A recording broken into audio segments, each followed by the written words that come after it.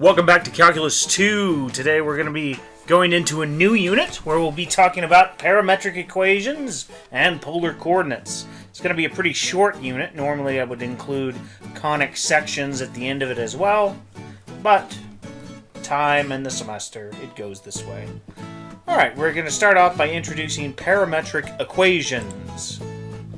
So here's their definition. Quite a bit of terminology on this page, so we'll talk about them. If you have x and y given as functions of a third variable, so over some interval of t values, then the set of those points, f of t, g of t, the x and y coordinates, is called a parametric curve. The equations, these x equals some function of t, y equals some function of t, are called parametric equations of the curve. The variable t is called the parameter of the curve, and its domain is called the parameter interval. We'll be looking at functions and how they behave as they go through a set of values. So if I is a closed interval, the value you get when you plug in a is the initial point.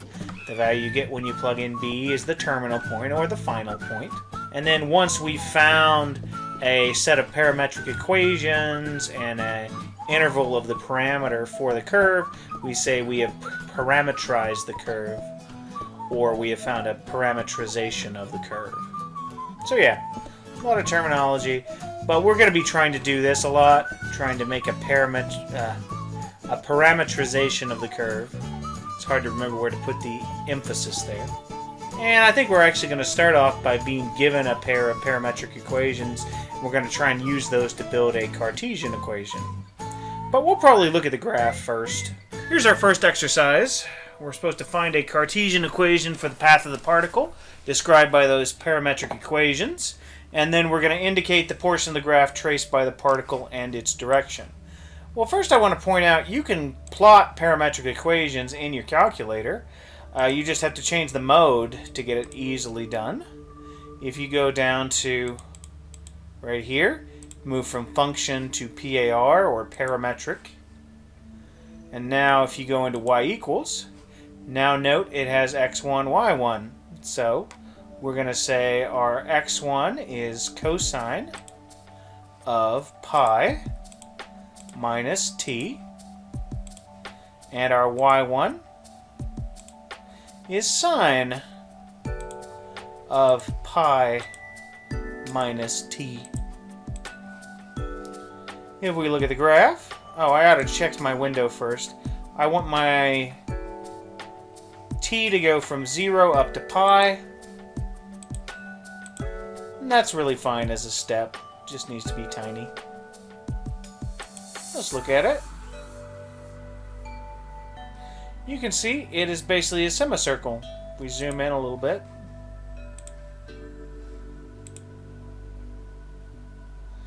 And specifically the unit circle. If we'd gone 0 to 2 pi, so 2 pi, hit the wrong thing, 2 pi, there we go. Note now it would be the full circle, but they just said 0 to pi. So with that in mind, let's see if we can actually build the Cartesian equation. Most of the time it just comes down to doing some substitution and working from there. So some different things we could do. I could solve for t. Let's see. Probably the easiest way would be to do this, though. Since sine squared plus cosine squared is 1, let's just do this. X squared equal cosine squared of pi minus t. Y squared is sine squared of pi minus t. So x squared plus y squared equals sine squared pi minus t plus cosine squared pi minus t, which that is just 1. So x squared plus y squared equals 1. And there's our Cartesian equation. Now that'll give us the entire circle. So how do we know where we go with it? Well, you start off at 0.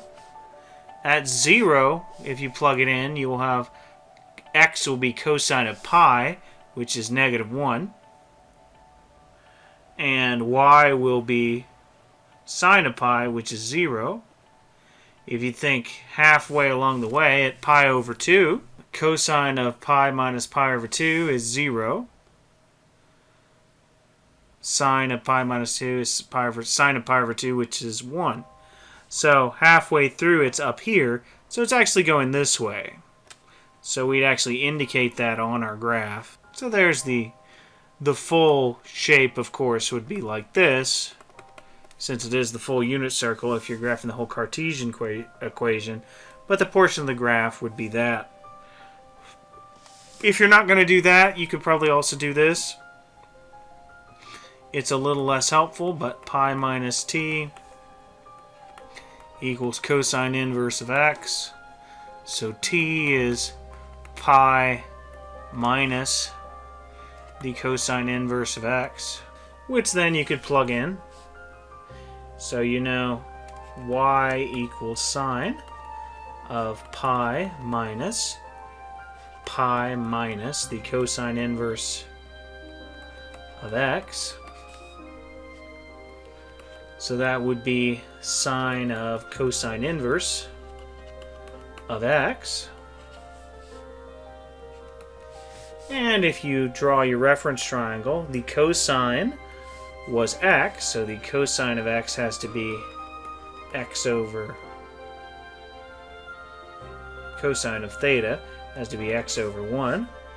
So we have some angle here. Its adjacent is x, its hypotenuse is 1. So this side has to be square root of 1 minus x squared. So the sine of theta would be this over 1. So y equals the square root of 1 minus x squared, which would also get you this. Just the top half in this case. So there you go. This is the graph mapped out by those parametric equations, and the particle is going clockwise. Alright then. What do we got here? We've got, well, that's certainly solvable for t. I don't necessarily have a better idea than doing that, so multiply off the t minus 1, you have x times t minus 1 equal t. I'm just arbitrarily picking the x here, might as well just pick the y, but that's xt minus x equal t. This is a linear equation in t. T just has a power of 1. So all I got to do is get all my t terms on one side, everything else on the other. Xt minus t equals x. Then combine these like terms. Well, you factor out the t. X minus 1 times t equal x. And then t equals x over x minus 1. Alright then. So y equals x over x minus 1 minus 2 over x over x minus 1 plus 1. Simplify this complex fraction. Probably the easiest way is multiply top and bottom by x minus 1. That will be, multiply times that one, you just get x. Multiply times that, you'll get minus 2x plus 2 over, multiply times that one, you get x, multiply times 1 plus x minus 1. So x minus 2x is negative x plus 2 over 2x minus 1. Negative x plus 2 over 2x minus 1.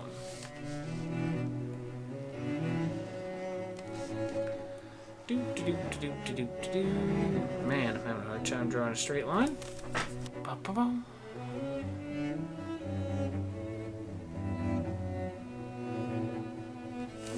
Okay, so we're going to have a 0 at 2. It's an easy point. Have a vertical asymptote at 1/2.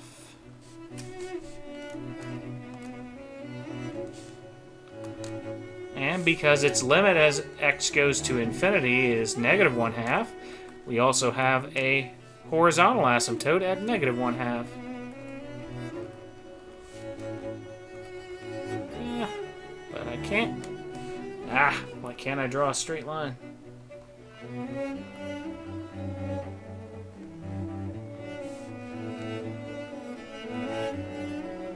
And it's just plotting points. So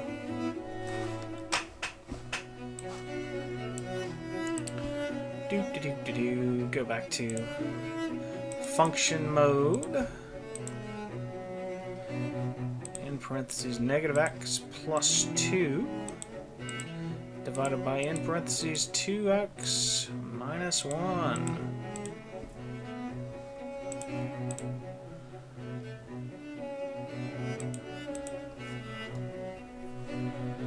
Let's see, you got 0, -2, -1, -1.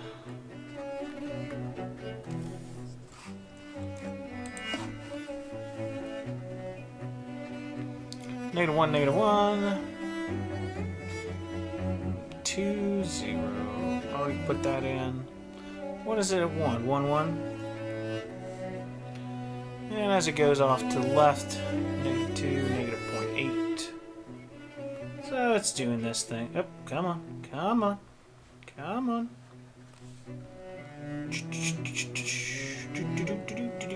Come. You can get it. Alright, then presumably it's doing the same thing over here. I'll go ahead and get a few more points on my graph over here. If you plug in 3, you get -0.2.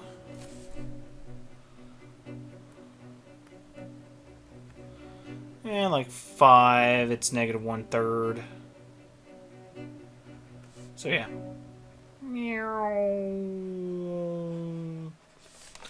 And going up to infinity. Oh, come on. Come on.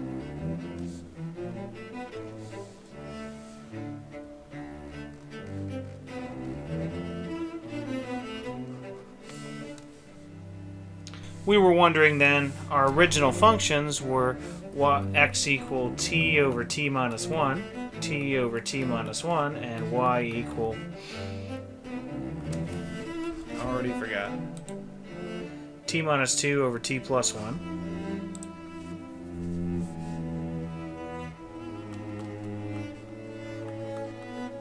And we're going from -1 less than t less than +1. Well, if you plug in -1, let's see, your first x value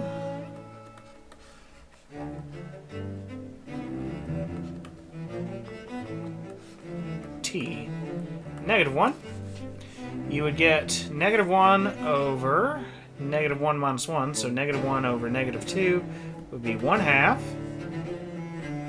Then plug in for y, -3. Oh, well, it's undefined there. That's why you can't actually plug it in. So let's say -1/2. Alright, -1/2, you plug that in. You get -1/2 over -3/2. Yep. So that would be -1/3. +1/3, I should say. And then plug in -1/2 to that, you'll get -5/2 over 1/2. So that would be -5. So -1/2.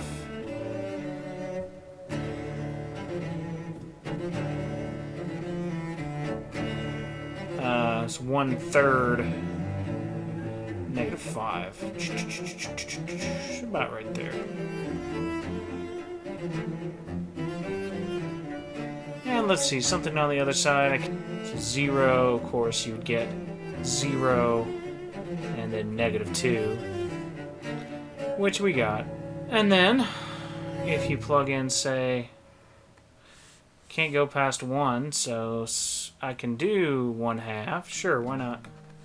Plug in 1/2, you get 1/2 over negative 1/2, so -1.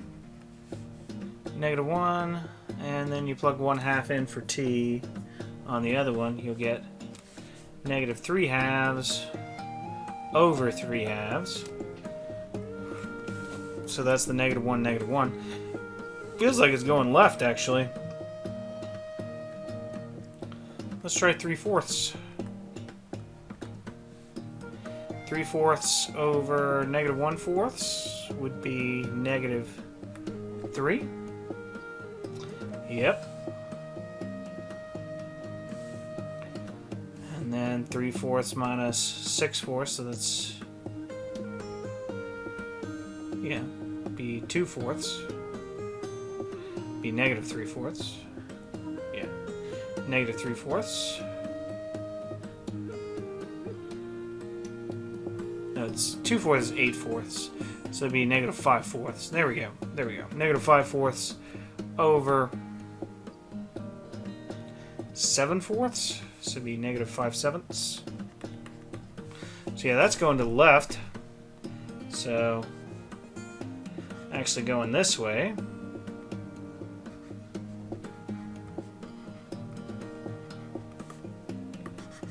So my bad from earlier. And then is it going like this as well? Let's see. What points do we actually have over there? Not many yet. How about something closer over here? Like, say, -3/4.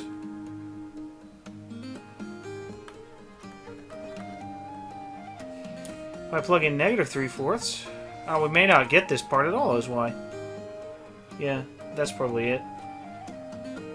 If you plug in -3/4, you get -3/4 over -7/4, so it'd be 3/7. Yep, that's less than 1/2. Yeah, so we're just looking at this part. Just looking at this part. This part is not modeled by the parametric equations at all. It's a positive x value, but it's less than 1/2, so it's to the left of the asymptote. Well, that's interesting. As t increases, it actually goes up and to the left. It'll do that sometimes. Alright, our next problem is this problem 20. We're supposed to find a parametrization for the motion of a particle that starts at A0 and traces the ellipse. So basically have to figure out how big of a parameter of A we have to have. Formula for the ellipse is that. Let's just make x be some linear expression. X equal 2t minus 1. Alright, then when x equal a, 2t minus 1, so t would have to be a plus 1 over 2. So when that's going to have to be the case. So we're going to have to start at a plus 1 over 2.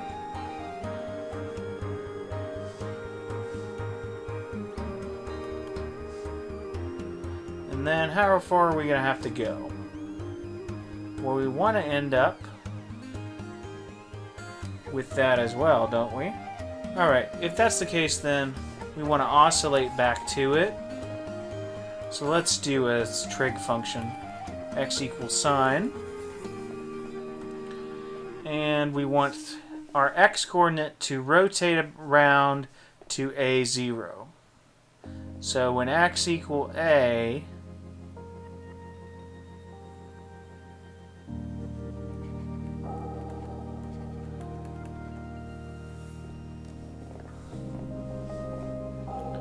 so let's say we do x equals sine t, and we do want to get, let's see, we want it to be a sine t,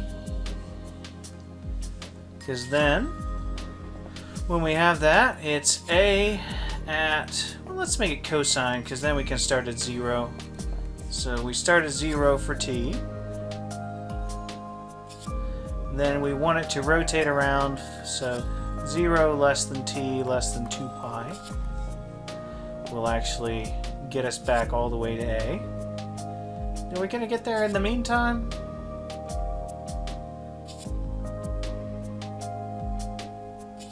No, you don't get around to cosine being 1 again until you do a full rotation. At least I don't think you do. Yeah, because pi is -1. Yeah, okay. 0 to 2 pi. And y. Well, now that we've actually come up with one for x, let's think about y would have to be, let's see, x is a cosine t, so plug into our formula. A squared cosine squared t over a squared plus y squared over b squared equals 1. A squareds go away. Can move the cosine squared over. Y squared over b squared is 1 minus cosine squared, which is sine squared. Multiply over the b squared. Y squared is b squared sine squared of t. So y would be b sine of t. And let's see. When t equals 0, oh, and I do actually want to include that. When t equals 0, that will be 0. And I think that'll rotate all the way around. Let's see. So let's give different values for a and b. So I don't have general values. So let's say a is 1 and b is 2. See if we rotate around to get a full ellipse. I think that should work. Parametric. And we want a, so just cosine of t. Sure, that's fine. And then this will be 2 sine of t.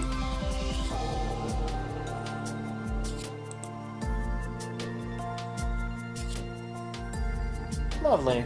Full rotation. And just 1, otherwise you'd see a little mark as it went around again. There we go. 0 to 2 pi.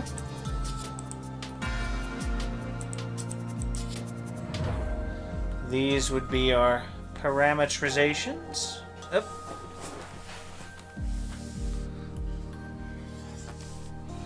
And our interval. There we go. Let's do something where we don't have so many general pieces. So find a parametrization for the left half of the parabola. Y equal x squared plus 2x. Well, we want to build a parabola that is x squared plus 2x plus 1 minus 1. So I believe that's this thing. It's basically shifted the left 1 and down 1 from the normal y equal x squared. So with that in mind, well, let's see here. Again, I guess we can just do some experimentation. I can't really think of anything simpler than just a line, so I'll start off with that. X equal t plus 3. Alright. Well, if that's the case, then y would be t plus 3 squared plus 2 times t plus 3, which would be t squared plus 6t plus 9 plus 2t plus 6. So it would be t squared plus 8t plus 15.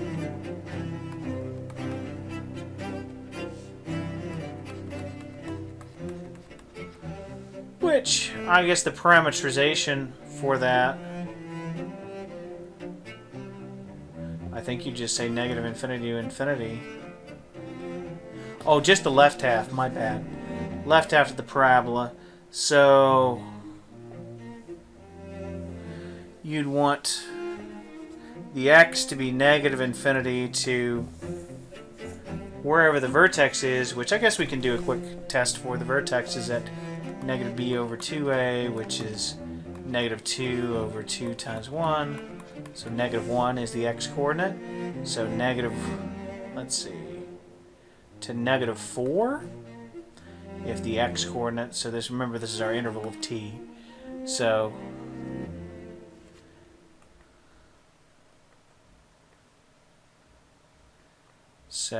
t is greater than negative 4. I think that would make it work then. No, less than negative 4. My bad. T is less than negative 4. Yeah. So then you plug that in. Let's see. T plus 3. And then y we made be t squared plus 8t plus 15. T squared plus 8t plus 15. Then as for our bounds on t, it just needs to be a very large number, so we'll say negative 99 to, what is it, negative 4?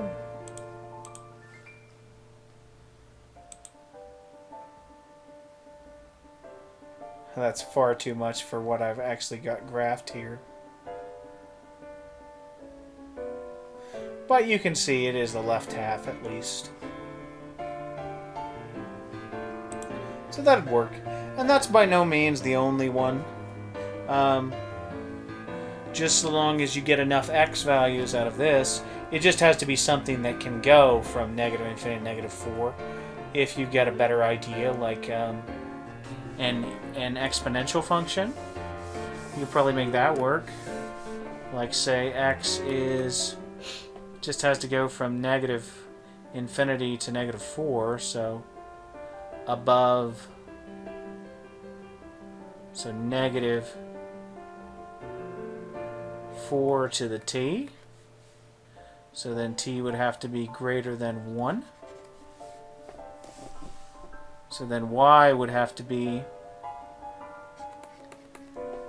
negative 4 to, well, it has to be negative 1, doesn't it? It has to be negative 1 and up. So, well, let's fix it then. You can still use this, but when t equal 1, that will be negative 4, but I need it to be actually negative 1, so plus 3. That's going to make this a little more complicated. Oh boy, so negative 4 to the t plus 3 squared minus 2 times negative 4 to the t plus 3. So that is, square that, so 4 to the 2t minus 6, yeah, minus 6 times 4 to the t plus 9, and then plus 2 times 4 to the t, and then minus 6. So you do that, you can combine these two, so you got 4 times. So y is x squared plus 2x. X is that, so y equals negative 4 to the t plus 3 squared. Oh, this is supposed to be a plus, and I put a minus. That's, I think, what it is. Plus 2 times negative 4 to the t. Oh, that'll change that sign too. Negative 4 to the t plus 3. Yeah, that's not the only sign we'll change. So that's will be positive 4 to the 2t minus 6 times 4 to the t plus 9. Then we have minus 2 times 4 to the t. That's going to change it. And then we're going to get plus 6. So the 15 is right, but the middle term should be minus 8 to the times 4 to the t.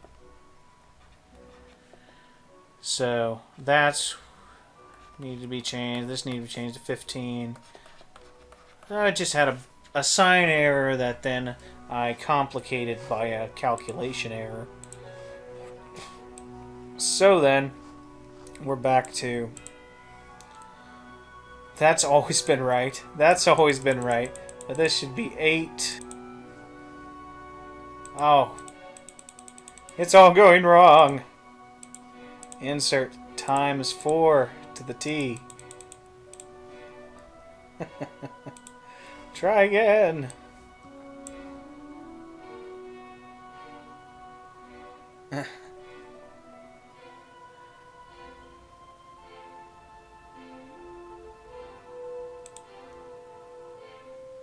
-1, -1. Yay! The point we were looking for.